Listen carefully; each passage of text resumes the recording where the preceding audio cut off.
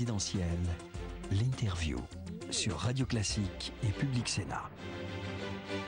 Bonjour à tous, bonjour Guillaume. Ce matin, nous recevons un confrère, Éric Zemmour, auteur du Bûcher des Vaniteux chez Albin Michel, qui est une compilation, mais pas seulement de ce qu'il a pu écrire sur une autre radio, on peut le dire, c'est RTL en 2011, mais on va évidemment parler de ce début d'année 2012. Avec le recul tout de même, j'ai envie de vous poser ça comme première question, est-ce que 2011 sur la France, est-ce que ça préfigurait un petit peu ce qui est en train de se passer en France ou au fond pas du tout ? Moi, c'est pour ça que j'ai finalement, je me suis résolu à publier ces chroniques, parce que c'est, en fait, en les relisant, je me suis rendu compte que c'était une espèce de journal qui préparait terriblement 2012. C'est-à-dire que on avait des certitudes avant 2011 sur des sujets très divers d'ailleurs. L'euro était magnifique, nous apportait la prospérité. On avait Dominique Strauss-Kahn qui était quasiment élu président de la République. On avait les dictateurs arabes qui dominaient tout le monde arabe. Et tout s'est écroulé. Et je trouve que cette campagne est très dépendante de l'écroulement des tabous et des totems. Il n'y a plus de modèle. Il n'y a plus de totems. Vous voyez, regardez la campagne de Hollande et de Sarkozy, qui sont issus du camp du oui au référendum de 2005 sur l'Europe. Ils font une campagne du non. Ils vont piocher leurs meilleures idées chez Marine Le Pen, chez Mélenchon, chez Dupont-Aignan. C'est très frappant. On voit bien que tout est complètement sans dessus-dessous. Je pense que c'est parce que l'année 2011 a fait complètement éclater les certitudes de ceux que j'appelle les vaniteux, et donc nous nous retrouvons sans modèle. Alors en 2011, c'était l'année où les masques sont tombés. Est-ce qu'il y en a d'autres qui sont en train de tomber en ce début d'année ? Non, pour l'instant, je trouve qu'il y a si vous voulez, c'est les conséquences. On continue. Vous voyez, par exemple, l'histoire du Mali, ça me frappe beaucoup. C'est les conséquences de l'intervention franco-anglaise contre Kadhafi. On a abattu Kadhafi, on a fait de grands discours sur la démocratie et les droits de l'homme, et toute la région en est déstabilisée. Donc il ne fallait pas faire tomber Kadhafi, par exemple ? Moi, je vais vous dire, c'est une position de principe. Je suis contre les interventions d'ingérence humanitaire. Je pense que c'est du néocolonialisme. Et en plus... Juste au nom des droits de l'homme et de la liberté des peuples. Oui, vous avez raison. Mais les droits de l'homme, c'est très bien si les peuples le veulent eux. Vous savez, au 19e siècle, on a colonisé au nom aussi de l'humanité, de la bonne religion, même contre l'esclavage. On l'a oublié aujourd'hui, mais c'est comme ça qu'on a colonisé. C'est toujours avec des bonnes intentions. Moi, je suis comme à l'époque le général de Gaulle, il connaissait que les États et pas du tout les régimes. Il est allé voir les Chinois, Mao Tse-tung, qui avait massacré des dizaines de millions de personnes. Voilà, c'est peut-être un peu changé d'époque, quand même. Oui, mais moi, je pense qu'à tort. Bon.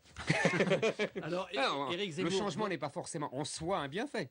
Alors, votre regard sur la campagne électorale qui est en train de se dérouler, est-ce que vous trouvez qu'elle est très excitante ? Alors, excitante, non. Il y a un talent qui s'est révélé, mais tout le monde le dit, tout le monde le sait, c'est Mélenchon. Ça vous a surpris ? Non, parce que je le connais depuis 20 ans, c'est un tribun exceptionnel. Ça m'amusait parce que ça ne me rajeunit pas. J'avais vu son fameux discours, j'étais dans la salle, son fameux discours quand il dit Mitterrand, je marche, tout le monde parle maintenant dans tous les papiers. Je me dis, bon là, quand même, t'es vieux. Et donc, en plus, ça m'a pas surpris. Je trouve que Hollande, en revanche, fait une campagne assez médiocre et qu'il est en train de se baladuriser à tout crin. Et moi, sauf qu'il est largement favori encore ce matin. Ah non, mais il reste favori. Vous avez tout à fait raison. Parce qu'il joue uniquement... Si vous voulez, il a réduit quand même les ressorts de sa campagne. Il ne joue plus que sur l'anti-Sarkozy. Ça peut marcher, mais c'est un peu court, quoi. Alors qu'au début, il avait compris qu'il fallait un peu l'élargir. Là, on sent bien qu'il s'essouffle et qu'il reste plus que ça, quoi. Guillaume, vous avez évoqué d'emblée, à propos de la campagne de François Hollande et Nicolas Sarkozy, ce fameux clivage entre la France du oui et la France du non. Pour vous, c'est ce clivage qui continue de structurer la vie politique française ? Je suis ridicule depuis 20 ans. Depuis 20 ans, depuis Maastricht, j'annonce que le clivage entre le oui et le non est le vrai clivage. J'en suis persuadé, intimement convaincu, c'est sincère de ma part, j'ai fait vraiment 10 000 analyses là-dessus. Et en fait, le clivage entre le oui et le non, qui pour moi structure vraiment intellectuellement la vie politique, on peut d'ailleurs le décliner entre les ouverts et les fermés, sans qu'il y ait chez moi de connotation péjorative, comme il y a souvent dans cette présentation. Mais en tout cas, il n'arrive pas à supplanter un clivage droite-gauche qui intellectuellement ne veut plus rien dire.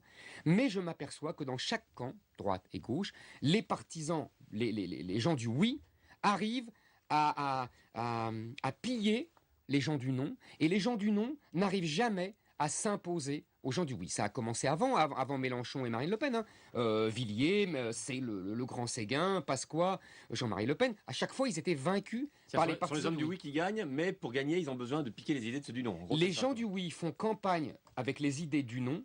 En Et partie. font, en partie, bien sûr, toujours en partie, la politique c'est toujours des compromis, mais font la politique du oui. J'avais dit à Henri Guénaud, par exemple, qu'il avait été... Il y a une campagne pour gagner, puis après il y a l'exercice du Exactement. pouvoir. Oui, mais c'est une des raisons, d'après moi, de l'éloignement des gens des élections et de la démocratie, ce sentiment diffus qu'ils ne maîtrisent rien. Je reviens beaucoup là-dessus. Si on vous suit, on pourrait donc s'attendre, et d'ailleurs pour l'instant les sondages, même s'il faut être très prudent, annoncent peut-être une abstention qui serait quand même assez forte pour une présidentielle. Vous avez remarqué, et depuis 10-15 ans, il y a une abstention de plus en plus croissante à chaque élection. Alors ça a commencé avec les Ce élections... n'était pas le cas en 2007. C'était une exception. Mais en fait, exception. alors voilà, j'ai l'impression, bon, je peux me tromper, mais j'ai l'impression que 2007 aura été une parenthèse, une exception. Quels sont les manques sur le fond dans cette campagne électorale? Est-ce qu'il y a des thèmes qui vous paraissent évidents, dont les candidats ne parlent pas ou parlent peu? C'est-à-dire que je trouve qu'on parle de tout, mais on va jamais au bout. Vous voyez, on a parlé, on dit qu'on parle pas de la dette, et c'est pas vrai, on en a parlé au début, on en a parlé beaucoup, mais on a des stratégies de l'éviction. François Hollande est le roi pour ça, mais les autres aussi ne vont jamais au bout des logiques. Et on sent bien qu'il y a, en tout cas chez les deux principaux candidats, je veux pas que vous ayez l'impression que c'est mon dada, mais je pense que c'est essentiel. Je pense qu'il y a un conflit entre les attentes de la population et les contraintes européennes. On voit bien quand, par exemple, Sarkozy dit « je vais réduire l'immigration de moitié ». On sait que c'est du baratin. Ça ne peut pas être autre chose, puisque sinon, il devrait dénoncer les conventions internationales qui nous obligent à recevoir le regroupement familial, les mariés, etc. Quand Hollande Il dit... parle de l'immigration de travail, c'est vrai que sur le Non, groupe familial, l'immigration de il ne travail, elle est rien. Elle est rien. Bah, Elle deux- représente rien. les 200 000, c'est ça? Non, je vous assure que non. Les 200 000, c'est aux 3/4 le regroupement familial et les gens d'ici qui vont se marier avec des étrangers. C'est aux 3/4. Et ça, c'est les conventions internationales qu'on a signées très légèrement et qui nous obligent à faire ça. Pareil pour Hollande, quand il dit « je vais renégocier le... » C'est du baratin. Jospin nous a fait le même baratin en 97 avec le traité d'Amsterdam et il s'est couché. Donc les gens sentent bien tout ça, vous voyez. Et en revanche, les autres, les candidats que j'appelle issus du nom Mélenchon, Marine Le Pen, n'arrivent pas à accrocher une vraie crédibilité, malgré tous leurs efforts, leurs talents, etc. Vous faites partie des journalistes, on va dire, un peu anti-mode, anti-politiquement correct. Est-ce que cette campagne est très politiquement correcte? Non, je trouve pas. Non. Franchement, dans les mots, je vous dis, les candidats osent des choses, des transgressions. Ils ont compris, ça déjà en 2007, vous vous souvenez, ils ont compris que la transgression payait électoralement. Le problème, et c'est d'ailleurs le problème majeur de Sarkozy, c'est qu'une fois au pouvoir, ils n'osent pas ou ils ne veulent pas assumer ces transgressions. Alors, il y a un débat qui s'est posé notamment sur la campagne de Nicolas Sarkozy, le fameux débat sur est-ce qu'une campagne se gagne sur le régalien ou sur l'économique. Nicolas Sarkozy semble avoir choisi le régalien. Il va présenter son programme à la fin de la semaine, donc peut-être sera un retour à l'économie, mais il a plutôt choisi le régalien. Selon vous, effectivement, ce sont ces questions-là, l'autorité de l'État, la sécurité, l'immigration, qui structurent une campagne présidentielle plus que l'économie? Non, moi je trouve que cette différenciation est un peu artificielle. Il y a de tout. Non, ce qu'a bien compris Sarkozy, en fait, ce qu'a bien compris Patrick Buisson, qui inspire Nicolas Sarkozy, c'est qu'il y a un électorat populaire qui aspire au retour de l'État, de la sécurité, des valeurs traditionnelles, de l'assimilation républicaine, etc. Et que cet électorat populaire, qui votait communiste jadis, qui a voté Front National, qui s'est abstenu, etc., c'est lui qui, vous savez, c'est les grandes thèses du géographe Christophe July, que je cite tout le temps, avec la majeure partie de la population modeste qui vit dans le périurbain, qui ne vit ni en banlieue, ni dans les centres-villes, où ils ont été chassés par l'argent au centre-ville, puisque c'est trop cher, et par la délinquance et par l'islamisation en banlieue. Donc du coup, c'est ces gens-là qui font l'élection. Et ces gens-là qui sont modestes, qui sont des ouvriers, des employés, eux, ils veulent un retour, alors on appelle ça le régalien, ils veulent un retour à la France d'avant. Évidemment, c'est pas possible, donc c'est tout le problème de cette campagne. Mais est-ce que vous avez l'impression qu'au fond, cette campagne est en train de se jouer plus sur des postures que sur des programmes et sur des questions de fond? Qu'est-ce qui compte le plus à vos yeux? C'est-à-dire que moi, je crois que la question majeure, c'est est-ce que Nicolas Sarkozy arrivera à faire suffisamment oublier les déceptions qu'il a suscité par rapport à sa campagne de 2007. Est-ce que sa campagne de 2012 aura pour effet de séduire à nouveau, parce que c'est les mêmes thèmes de 2000, il refait la campagne de 2007, est-ce que ça aurait pour effet de séduire à nouveau? Ou alors, est-ce que cette séduction aura pour effet de raviver les reproches que lui fait cet électorat d'avoir été trahi? Je pense que c'est ça la question. Ouais. Hollande n'est pas dans le positif, il ne suscite pas de désir. Il est uniquement dans le négatif. Les gens vont voter pour lui pour se débarrasser de Sarkozy ou pas. Vous voyez, ça va être... Alors, Guillaume. vous avez posé la question, est-ce que vous avez une réponse, ou en tout cas votre réponse à cette question? Non, en tout cas, c'est une campagne assez... elle va finir par devenir excitante, puisque peut-être, le fameux débat télévisé, vous savez, depuis 1974, qui n'a en vérité aucun intérêt depuis 1974, à part celui de Qui 1974. en général ne change pas grand-chose. Voilà, c'est pour ça, à part celui de 1974, qui avait quand même un peu fait basculer. Peut-être qu'on va revenir à cette situation de 1974. Peut-être que ça va se jouer à quelques centaines de milliers de voix, je ne sais pas. Éric Zemmour, vous nous avez parlé de Jean-Luc Mélenchon tout à l'heure, Marine Le Pen, François Bayrou. Qu'est-ce que vous pensez de leur campagne? François Bayrou, par exemple. Mélenchon, je l'ai dit, Marine Ouais. Juste, d'un mot comme sur Mélenchon.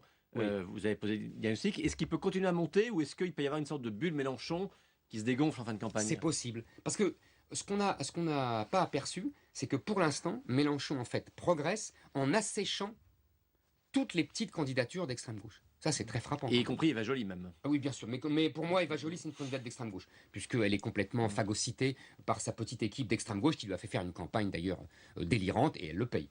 Donc ça, pour moi, tout ça, c'est les candidatures d'extrême gauche. Et ils sont complètement asséchés à 0%, à 1%. Et donc Mélenchon, vous voyez, coagule tout ça. Donc quand vous voyez... Il y a eu un très bon papier de Pascal Perrineau dans le Figaro, il y a une quinzaine de jours, sur l'électorat de Mélenchon. On s'aperçoit que Mélenchon a un électorat très classique. Il prend très peu d'électorat populaire, en vérité. C'est plus des fonctionnaires. Exactement, des cadres moyens, des fonctionnaires, des hommes de 50 ans. Vous voyez, bon, un électorat de gauche, traditionnel, etc., qui aurait pu voter Hollande et qui vote Mélenchon. C'est pas du tout l'électorat populaire que je décrivais tout à l'heure. Vous savez, la France périurbaine, qui, elle, continue à ou s'abstenir ou à voter Marine Le Pen et éventuellement Sarkozy. C'est tout le défi de Sarkozy. Alors, pour Bayrou... moi, je vais vous dire, depuis 2007, je pense que Bayrou a d'abord bénéficié de ses qualités, de ses talents, on le connaît depuis très longtemps, mais surtout de l'irrespect, je dirais gentiment, que suscitait Ségolène Royal. Quand même, cette fille était appelée la cruche par beaucoup de socialistes. On l'a oublié ça, mais c'est ça la vérité de la campagne. Et donc, il y a beaucoup d'électeurs socialistes qui ont voté au premier tour Bayrou en disant que c'est pas possible. Là, il ne bénéficie pas de ça. Et deuxièmement, alors là, je propose une analyse plus sociologique parce que j'y tiens, mais c'est toujours dans le cadre vous savez, de mes transformations de la France. Bon, je pense que la notion de centre moderne, c'était celle de Giscard, l'UDF, les deux Français sur trois, les deux Français sur trois. Je pense que ce fut, on a oublié déjà, c'est les années 70, c'était le reflet c'était la conséquence des 30 glorieuses. Vous savez, le développement économique et le développement d'une grande classe moyenne aux mœurs et au mode de vie assez uniformisés. Hein, d'accord. Aujourd'hui, on a eu 30 années, les 30 piteuses, au contraire, avec une désintégration de la classe moyenne, avec une prolétarisation d'une grande partie de la classe moyenne, c'est ces périurbains dont je parlais tout à l'heure, et puis un 0,1% qui part dans les élites mondialisées. Je pense que l'électorat du centre... je vais dire un truc un peu caricatural, n'existe plus. Vous voyez, c'est-à-dire qu'il ne reste plus grand-chose de cette grande ambition. Et c'est ça que paye, au fond... Ça, c'est le souci de François Bayrou. Je pense. Et puis pour terminer le tour, sur Marine Le Pen. Sur Marine Le Pen, alors Marine Le Pen, c'est très intéressant. Brièvement. Très brièvement, je pense qu'elle a fait une campagne de gauche. Elle a fait une campagne chevènementiste. Et c'est une erreur? Protestataire. Alors, non, justement, pas protestataire. Elle a fait une campagne chevènementiste. D'ailleurs, c'est son entourage qui est chevènementiste. Est-ce que c'est une erreur? Je n'en sais rien. En tout cas, j'ai le sentiment que, à force de vouloir s'institutionnaliser à gauche, elle a perdu un peu de son côté iconoclaste. Merci beaucoup, Éric. Merci, Guillaume. On se retrouve demain. Éric Zemmour, le bûcher des vaniteux, chez Albin Michel. Merci. Bonne journée à tous.